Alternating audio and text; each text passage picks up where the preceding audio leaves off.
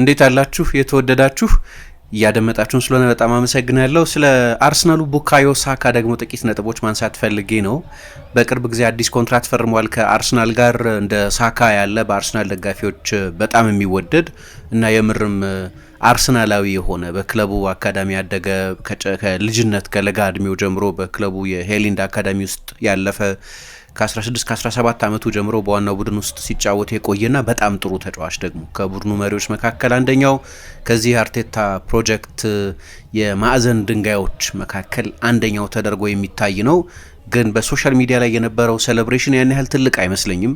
በጠቅላላው በእግር ኳስ ፋንደም በአርሰናል ደጋፊዎች በኩል ያለው ስሜትም ደስተኞች ናቸው። ብዙ የአርሰናል ደጋፊዎች በጣም ትልቅ ተጫዋች ነው እንዳልኩት ደግሞ የአርሰናል ደጋፊዎች ሂዝ ዋን ኦፍ ሃስ ዋን ኦፍ አወር ኦውን የሚሏቸው ከኛ መካከል እንደ አንዱ ከሚሏቸው ተጫዋቾች መካከል አንደኛው ነው። በእርግጥ አዲስ ኮንትራት እንደሚፈርም አስቀድሞ ስለታወቀ ብዙ አዲስ ዜና ተደርጎ አልተቆጠረም ይሆናል። አንዳንድ ጊዜ ምን ይላሉ፣ ለምሳሌ ማርቲን ዙቢሜንዲን አርሰናል ሲያስፈርም እንደ ሌሎቹ ዝውውሮች ትልቅ ኤክሳይትመንት አልነበረም።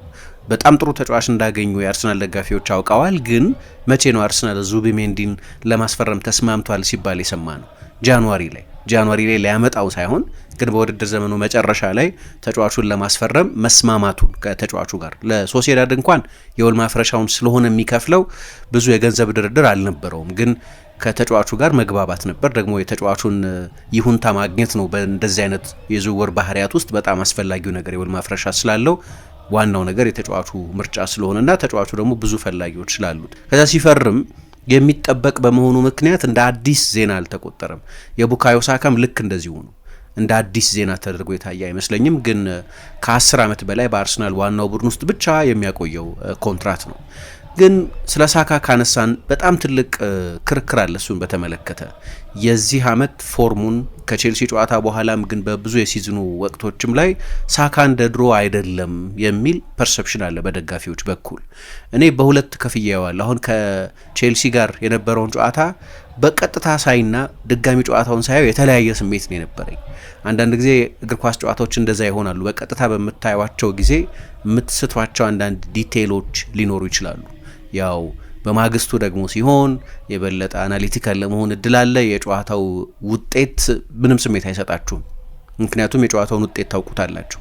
ግን ላይቭ እየተደረገ ባለበት ጊዜ ማን ያሸንፋል የሚለው ኢንትሪግም አእምሯችሁን ስለሚይዘው በዛ ምክንያት በጣም ጥርት ያለ አናሊቲካል ነገር ላይሆን ይችላል በአንዳንድ ዝርዝር ጉዳዮች ላይ ማለት ነው። ብዙ ጊዜ እንደኛ ስራ ብዙ ሚስ የምታደርጉት ነገር ላይኖር ይችላል፣ ግን አንዳንዴ እንደዛ ይሆናል እና በድጋሚ ሳየው ይሄ ለምሳሌ ፕሮዳክቲቪቲው ጥሩ አይደለም። በእርግጥ አንደኛው ጎል ላይ በቀጥታ ተሳትፏል፣ ግን የጎል ሙከራ ሲያደርግ ብዙ አታዩትም። በጣም ቀዝቀዝ ያለ የማጥቃት ፕሮዳክሽን የነበረው እንደዚህ እና ጠፍቶ ያመሸ ይመስላል። ግን በማግስቱ ደግሞ ስታዩት ጀነራል ፕሌይ የሚባላል አይደለም፣ ኳስ በነካ ቁጥር እንዴት ነው ሙቭመንቱ፣ እንዴት ነው የሩጫዎቹ ኳሊቲ እንዴት ነው የሚለውን ደግሞ ስታዩ አይ እንዳሰብኩት መጥፎ አይደለም ማለት ነው እንድትሉ ደግሞ የሚያደርጓችሁ ጨዋታዎች አሉ። እኔ እንደዚህ አይነት ስሜት ነው የተሰማኝ ጨዋታው ሲደገም ሳየው እና ሳካ ላይ ብቻ ለማተኮር ሞክሬ ነበር እና ያን ያህል ለክፉ የሚሰጥ አልመሰለኝም። ግን የሳካን በተመለከተ ያለው ትልቁ ጥያቄ የፍሬያማነት ጥያቄ ነው። በጎል አውትፑት ሲለካ 5 ጎል ብቻ ነው ያስቆጠረው። 4 የክፍት ጨዋታ ጎሎችን በኦፕን ፕሌይ ነው ያስቆጠረው። ባለፈው ታስታውሱ እንደሆነ ወልቭስ ላይ ጎል ሲያስቆጥር ከ16 ጨዋታዎች በኋላ ነበር ጎል ያስቆጠረው። 5 አሲስቶችን ብቻ ነው የሰጠው። ስለዚህ ጎል ሲደመር አሲስት 10 ነው። በእርግጥ 10 ከአርሰናል ተጫዋቾች በፕሪሚየር ሊግ ብቻ ከዮኬረስ ጋር ከፍተኛው ነው። ቪክቶር ዮኬረስም 10 የፕሪሚየር ሊግ ጎሎች ስላስቆጠረ በፕሪሚየር ሊግ አሲስት አልሰጠም። ስለዚህ 10 የጎል ኮንትሪቢዩሽን ያለው በዚህ ካያችሁት መሪ ነው። ችግሩ ምንድነው? አርሰናል እስካሁን ድረስ የሃይ ቮሊዩም ጎል አስቆጣሪና የሃይ ቮሊዩም የመጨረሻ እድል የሚሰጥ ተጫዋች የለውም። ስለዚህ ቁጥሮቹ በጠቅላላው ከፕሪሚየር ሊግ መሪ ቡድን ውስጥ ከምትጠብቋቸው ቁጥሮች በመጠኑ ያነሰ ነው። በቀደሙት ዓመታት እንኳ እነዚህ ሁሉ ተጫዋቾች ከዚህ የተሻለ ቁጥር ነበራቸው። ሳካም፣ ኦዴጋርድም፣ ማርቲኔሊም ሌሎቹም ተጫዋቾች እና አሁን የአርሰናል የአሲስት መሪ ቡካዮ ሳካ እና ዴክላን ራይስ ናቸው። ሁለቱም ደግሞ የአርሰናል የቆሙ ኳሶች አሻጋሪዎች ናቸው። ስለዚህ ያ ራሱ ቁጥራቸውን ኢንፍሌት ያደርገዋል። አንድ ጎል የማስቆጠሪያ መንገድ ነው፣ ግን በክፍት ጨዋታ በጠቅላላው አርሰናል ከፍተኛ የጎል ዕድል መፍጠር የሚችሉ ወይም እየፈጠሩ ያሉበትን ሲዝን እያሳለፉ ያሉ ተጫዋቾች የሉትም እና በቀጥታ ካያችሁት እነዚህ አሁን የቶፕ ላይን ስታትስ የሚባሉት ናቸው። ቶፕ ላይን ስታትስ የሚባሉት ፊት ለፊት በቃ በማንኛውም ሰርች ባር ላይ የምታገኟቸው ጎሎች፣ አሲስቶች እነዚህን የመሳሰሉት ናቸው የቶፕ ላይን ስታትስ ይባላሉ። እና ትንሽ ቆፈር ስታደረጉ ደግሞ የአንደርላይን ነምበርስ የሚባሉ ደግሞ ታገኛላቸው። የበለጠ ለአናሊሲስ የሚመቹት እነሱ ናቸው። አሁን ሳካን ከሌሎች የፕሪሚየር ሊግ ተጫዋቾች ጋር በአንዳንድ ቁልፍ ነጥቦች አወዳድረዋል። ለምሳሌ በቁልፍ ኳሶች ከፕሪሚየር ሊግ የክንፍ ተጫዋቾች ጋር ካወዳደራችሁት ኪ ፓስስ በሚባሉት ማለት ነው አንደኛ ነው። ከሙከራ በፊት የተሰጡ የመጨረሻ ፓሶችን ብቻ ካያችሁ ወይም ሾት አሲስትስ ይባላሉ። በእነሱ ከፕሪሚየር ሊግ ሌሎች የክንፍ ተጫዋቾች ጋር ሲወዳደር አንደኛ ነው። በተሳኩ ድሪብሎች፣ በድሪብሎች መጠን በጠቅላላው ማለት አይደለም ግን በተሳኩ ድሪብሎች አንደኛ ነው። በማጥቃት አክሽኖች ውስጥ በመሳተፍ አንደኛ ነው። በተጋጣሚ ቡድን የፍጹም ቅጣት ምት ሳጥን ውስጥ ብዙ ኳስ በመንካት አንደኛ ነው። በኤክስጂ እና በኤክስኤ ደግሞ የሚባሉ አሉ። በኤክስፔክትድ ጎልስ እና በኤክስፔክትድ አሲስትስ በእነዚህም ከፕሪሚየር ሊግ የክንፍ ተጫዋቾች ጋር ስታወዳድሩት በዚህ ደግሞ ሁለተኛ ሆኖ ታገኙታላችሁ። በኤክስፔክትድ አሲስት ሁለተኛ ነው። በድሪብል ሰክሰስ ሬት ሁለተኛ ነው። በሚሰራበት የፋውል መጠን ደግሞ ሁለተኛ ነው። አሁን እንግዲህ በብዙ በጣም ወሳኝ በሆኑ የክንፍ ተጫዋቾችን በምትለኩባቸው ካቴጎሪዎች ተጫዋቹ ሁለተኛ ወይ አንደኛ ነው። አሁን እነዚህ አንደርላይን ነምበርስ ይባላሉ። ከቶፕ ላይን ነምበርስ በሚለዩ ሌሎች የበለጠ አናሊቲካል በሆነ ሁኔታ ተጫዋቾችን ለመዳኘት በሚጠቅሙ መለኪያዎች ለክፉ የሚሰጥ የውድድር ዘመን እያሳለፈ አይደለም ማለት ነው። በእርግጥ ሁሉም ነገር በቁጥር ብቻ የሚቀመጥ አይደለም። የአይ ኦብዘርቬሽን ደግሞ የሚባል አይደለም። አይናችን የሚነግረን ጨዋታዎች ስናይ የምናያቸው ነገሮች አሉ እና ተጫዋቹ ለምን እንደዚህ ሆነ የሚለውን በተመለከተ እንግዲህ አንድ መረዳት የሚያስፈልገው የሚመስለኝ ነገር ቡካዮ ሳካ ባለፈው የውድድር ዘመን በጣም ከባድ ጉዳት ገጥሞት ነበር። ለ4 ወር ከሜዳ ያራቀ የሃምስትሪንግ ጉዳት ገጥሞት ነበር። ሰርጀሪ ያስፈለገው ጉዳት ነው ተጫዋቹ የገጠመው። ለአርሰናል በጣም ከባድ ነበር በሃምስትሪንግ ጉዳቶች ምክንያት። እሱንም ሃቨርትዝንም ጋብርኤልንም በውድድር ዘመኑ በጣም ወሳኝ ወቅቶች ላይ እነዚህን ተጫዋቾች አርሰናል በጉዳት አጥቶ ነበር። ሃቨርትዝ የመጨረሻዎቹን 3 ወራት ተኩል፣ ጋብርኤል በትንሹ ለ2 ወር የመጨረሻዎቹን 2 ወራት ማለት ነው። በትልልቆቹ የቻምፒየንስ ሊግ ጨዋታዎች ላይ ለምሳሌ አልተጫወተም። ከሪያል ማድሪድም ጋር ከፓሪስ ሳን ጀርመን ጋር በነበሩትም ጨዋታዎች ቡካዮ ሳካም እንደዚሁ እና የእንደዚህ አይነት የጉዳት ታሪክ ስላልነበረው ለተጫዋቹ ሲስተም ፍጹም አዲስ ነገር ነው። ተጎድቶ አያውቅም ይህንን ያህል ጊዜ እና በዛ ምክንያት አርሰናል የበለጠ የተጫዋቹን ደቂቃ ማኔጅ ለማድረግ እየሞከረ ነው። አሁን በዚህ ውድድር ዘመን 39 ጨዋታዎችን ለአርሰናል አድርጓል። 17ቱን ብቻ ነው የቼልሲውን ጨዋታ ጨምሮ 90 ደቂቃ የተጫወተው። አሁን በፊት የነበረው ኮምፕሌን እኮ 93% 95% በሚሆኑት የአርሰናል ደቂቃዎች ላይ ይጫወታል ይሄ ተጫዋች እና የመጎዳት አጋጣሚው እየሰፋ ነው።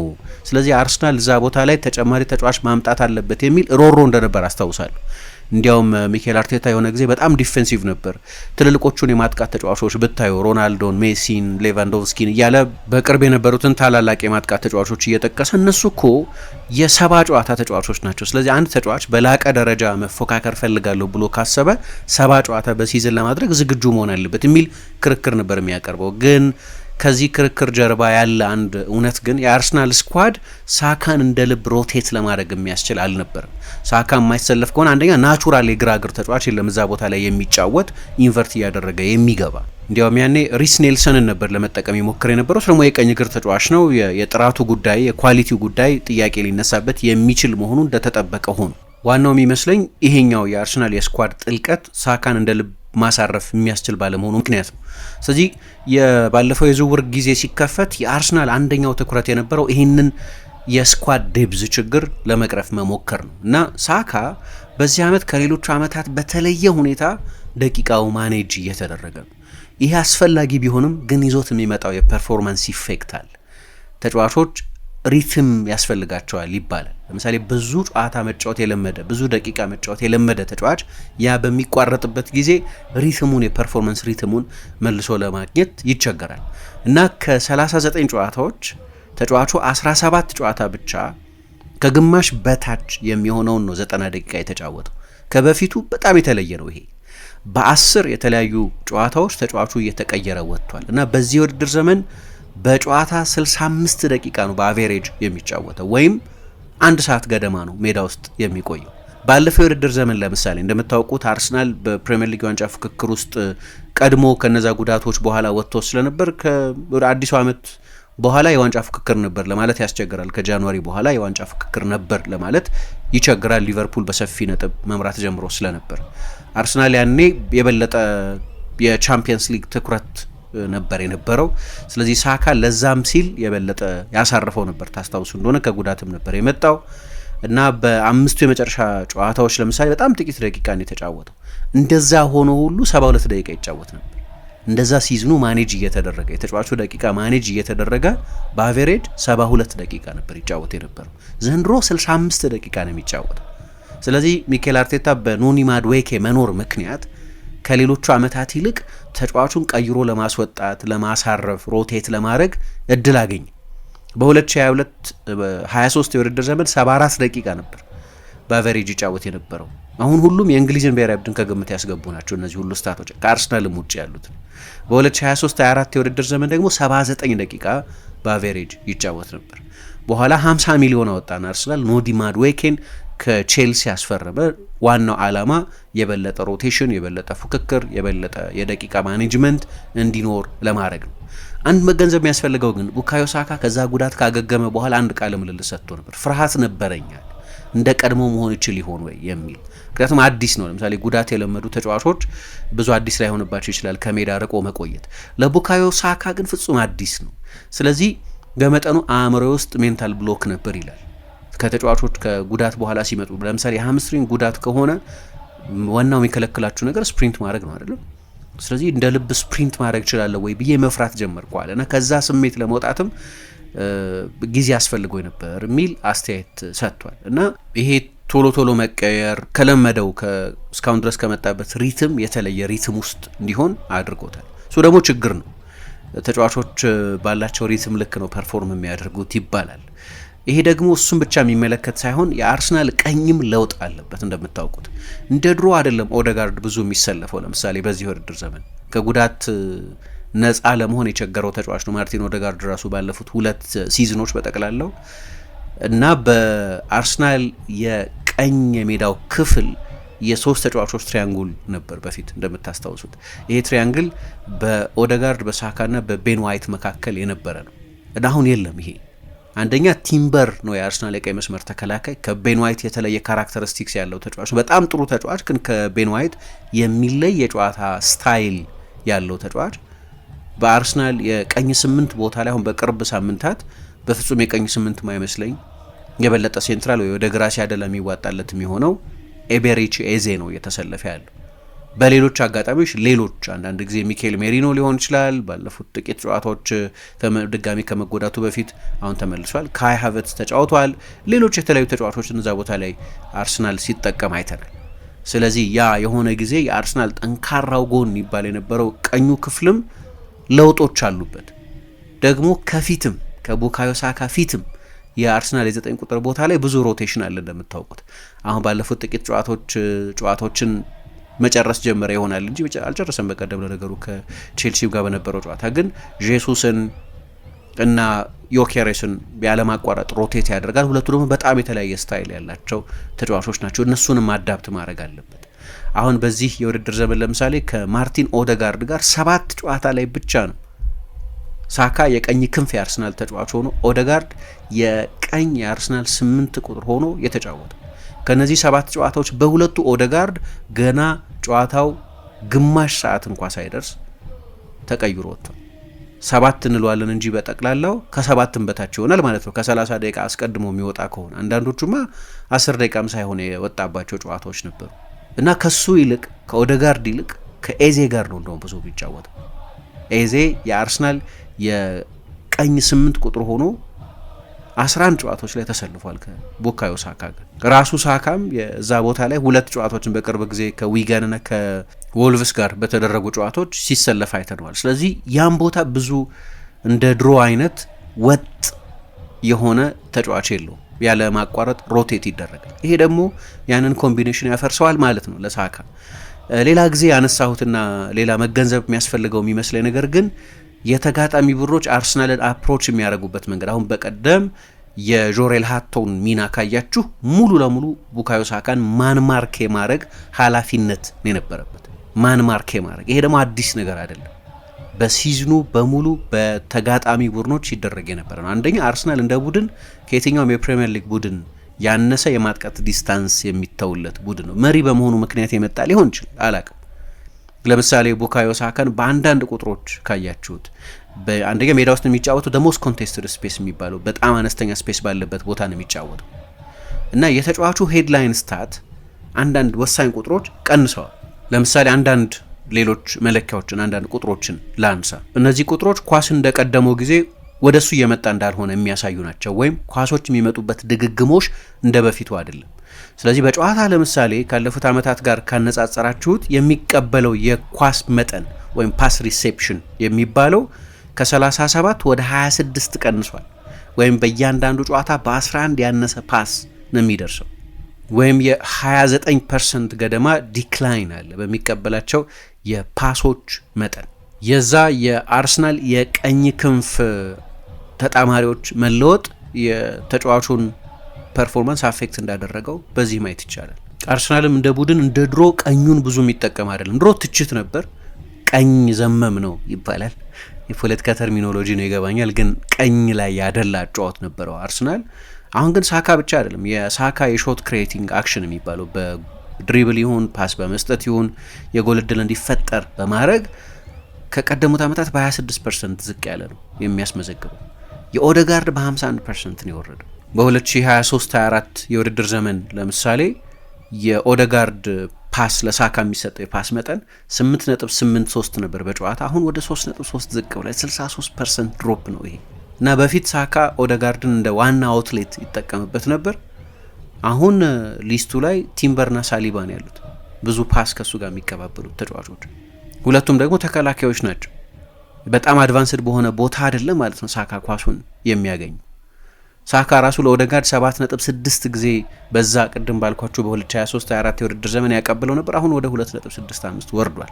ይሄ የሚነግረን አርሰናል እንደ ድሮ ቀኙን ብዙ እንደማይጠቀሙ ይጠቀማል፣ ግን እንደ ድሮ አይደለም። ንጽጽር አይደለም፣ እንደ ድሮ አይደለም። ስለዚህ ሳካ የበለጠ አይሶሌትድ ነው። ቤን ዋይት 9.2 ጊዜ ነበር በጨዋታ በፓስ በአቬሬጅ ለሱ ያገኘ ነበር። ወጥ ሰፕላይ ነበር። ቲምበር በ3 ያነሰ ፓስ ወይም በ29% ያነሰ ፓስ ነው የሚያቀብለው። ሌላ አይነት ተጫዋች፣ ሌላ አይነት ጥንካሬ ያለው ተጫዋች፣ የራሱ ጥንካሬ ያለው፣ በመከላከል የበለጠ ጥብቅ ነው፣ ፖዚሽኒንግ ላይ የበለጠ ትኩረት ያደርጋል፣ የበለጠ ከሮጠ የሚያንደርላፒንግ ሩጫዎች ነው የሚያደርገው፣ በሪከቨሪ በኩል በጣም ጥሩ ነው፣ ከቤን ዋይት የበለጠ ሶሊድ ተከላካይ ነው። በጠቅላላው ሜቢ በጣም የተሟላ ፉልባክ ነው እና በጣም ግሩም ሲዝን ነው እያሳለፈ ያለው፣ ምንም ጥያቄ የለውም። ግን ከቤን ዋይት ይለያል። ቤን ዋይት ልክ እንደ ቀኝ ክንፍ ተጫዋች የሚጫወት ነው። እንዲያውም በሱ በተደጋጋሚ ያለማቋረጥ በሚደረገው የቀኝ ክንፍ የተች ላይን ሩጫዎች ምክንያት ቡካዮ ሳካን አሁን እንደምታደርጉት ማን ማርክ ወይም ደብል ማርክ ማድረጋቸው ሁልጊዜ ኦቨርሎድ መፍጠር ስለሚቻል በሶስቱ ተጫዋቾች መካከል እና ይሄው ተጫዋች እንግዲህ ቡካዮ ሳካ ኦልሞስት በ30% ያነሰ ፓስ ነው እየተቀበለ ያለ። ሎኬሽኑ አልተቀየረም፣ ሰፕላዩ ተቀይሯል። እዛው ቦታ ላይ ነው የሚጫወተው፣ ግን ሰፕላዩ ተቀይሯል። በፕሪሚየር ሊግ አንድ መለኪያ አለ፣ የአይሶሌሽን መለኪያ የሚባል ተጫዋቾች የበለጠ አይሶሌትድ የሚሆኑ ተጫዋቾች እነማን ናቸው የሚል አይሶሌሽን ስኮር የሚባል አለ። በዛ ከሁሉም የአርሰናል ተጫዋቾች በጣም አይሶሌትድ የሆነው ተጫዋች እሱ ነው እና በዛ ምክንያት እንደ ድሮ የጎል ዕድል ለመሞከር በሚያስችሉ አንግሎች ላይ ተጫዋቹን አናገኘው እና አንዳንዱ ይሄም የተጫዋቹን ፐርፎርማንስ አፌክት ያደረጉ ነገሮች ናቸው። ጉዳት አለ፣ የሪትም ጉዳይ አለ። ከጉዳት ከተመለሰ በኋላ የቀኝ ክንፍ አጣማሪዎቹ መለወጥ አለ። ከዛ በኋላ ደግሞ እንዳነሳሁት የተጋጣሚ ቡድን አፕሮች አለ። ቡካዮ ሳካን በተመለከተ ታይትሊ ማርክ የሚደረግ ተጫዋች ነው። ስለዚህ እነዚህ ሁሉ ዳይናሚክሶች ተቀይረዋል። በተለይ ከሎ ብሎክ ቡድኖች ጋር የምትጫወቱ ከሆነ ደግሞ ተጫዋቹ የግል መፍትሄ ለመፈለግም በጣም ይቸግረዋል። ምክንያቱም የክንፍ ተጫዋች ከሎ ብሎክ ቡድኖች ጋር የሚጫወት ከሆነ ሯጮች ይፈልጋል፣ ኮምቢኔሽኖች ይፈልጋል፣ ፈጣን ቅብብሎች ይፈልጋል። እነዚህ ኩዊክ ኤክስቼንጅ የሚባሉ እንዲህ አይነት ኳሶች ያስፈልጉታል። ከሎ ብሎክ ጋር ነው የምትጫወቱት። ስለዚህ ከፊቱ 5 ተጫዋቾች እያሉ አልፎ ሊሄድ አይችልም ተጫዋቹ። ስለዚህ ከቲምበር ጋር ያለው ቲምበርን ስለሆነ አርሰናል የሚጠቀመው ከሱ ጋር ያለውን ሪሌሽንሺፕ የበለጠ ማስተካከል ያስፈልግ ይሆናል፣ ማጎልበት ያስፈልግ ይሆናል። አሁን በቅርብ ጊዜ የምናየው አንዳንድ አጀስትመንት ነበረ። ዙቢሜንዲ ከሌሎች ተጫዋቾች የበለጠ ከሳካ ጋር የበለጠ ከጥልቅ ቦታ ፓስ ያቀብለው ነው፣ ወደ 3 ገደማ በአቬሬጅ ኳስ ያቀብለው ነበር። ስለዚህ በጠቅላላው የቡድኑ ሁኔታም የሳካን ፎርም እንደጎዳው መገመት ይቻላል እና ተጫዋቹ አንድ አይነት ተጫዋች ነው፣ የተለያዩ ቁጥሮች አሉት። ግን ሳካ ወረደ ማለቱ ተገቢ ሆኖ ነገር ግን ዲቴይሎች ማየት ያስፈልጋል። ምንድነው የገጠመው የሚለውን ደግሞ የበለጠ ማየት የሚያስፈልግ ይመስለኛል። ለማንኛውም ይህንን ርዕስ ማንሳት ተገቢ ነው ብዬ ስላሰብኩ ነው። ስላደመጣችሁኝ በጣም አመሰግናለሁ። ቻው።